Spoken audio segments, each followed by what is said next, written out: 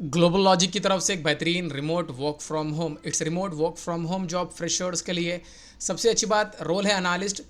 Fresher का role है, any graduate apply कर सकते, कोई फैंसी डिग्री की ज़रूरत नहीं है। अगर आप सेलेक्ट हो जाओगे फ्री लैपटॉप मिलेगा विद इंटरनेट कनेक्शन। ठीक है, अप्लाई करने के लिए बस आपके पास सारे डॉक्यूमेंट्स इन हैंड होने चाहिए। रोटेशनल शिफ्ट रहेंगे, इमीडिएट जॉइनर्स आर रिक्वायर्ड। ठीक है, excellent communication skills required, strong analytical and critical thinking abilities with attention to detail, high attention to detail, ability to objectively evaluate content and identify subtle linguistic nuances, excellent command of grammar, syntax, punctuation, and stylistic conventions, skilled at identifying factual inaccuracies and logical inconsistencies.